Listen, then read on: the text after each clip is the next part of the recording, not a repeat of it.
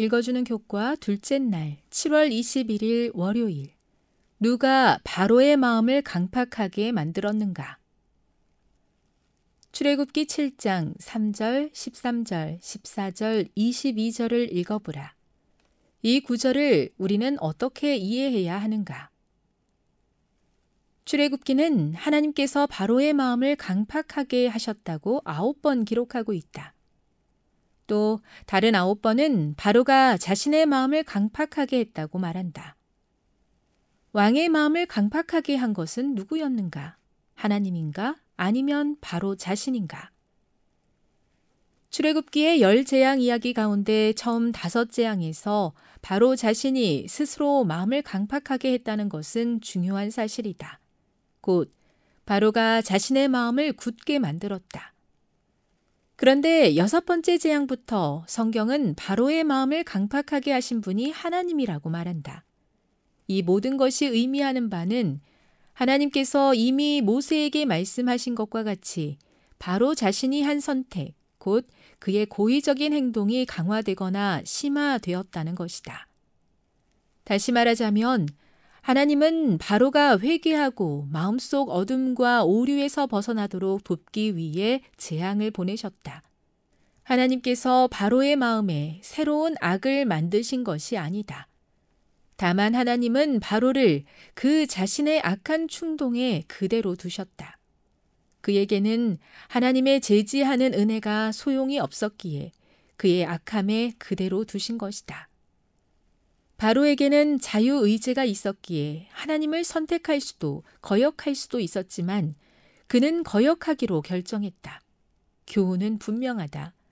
우리에게는 옳고 그름, 선과 악, 순종과 불순종 사이에서 선택할 수 있는 능력이 주어졌다. 하늘의 루시퍼, 에덴의 아담과 하와, 애굽의 바로, 그리고 오늘의 우리에게 이르기까지 우리가 어느 편에 서든지 우리는 생명과 죽음 중 하나를 선택한다.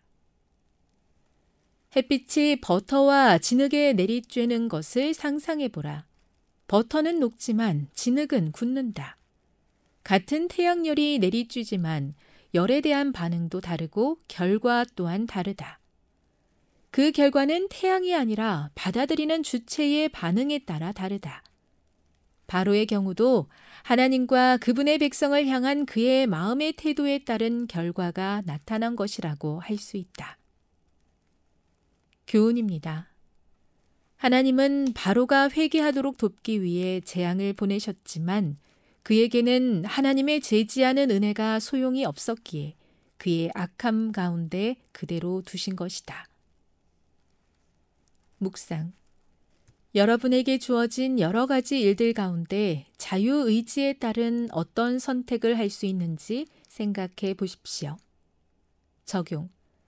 어떤 것이 올바른 선택인지 알았다면 당신은 어떻게 해야 그런 선택을 할 수 있겠습니까?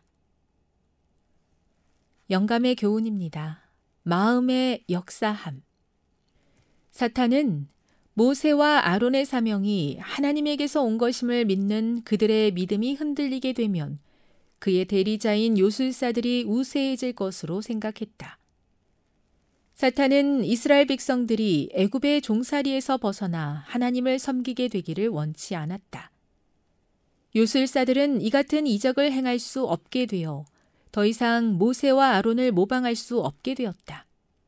하나님께서 사탄에게 더 이상의 것을 하게 하지 않으시자 요술사들은 재앙에서 스스로를 구원할 수 없게 되었다.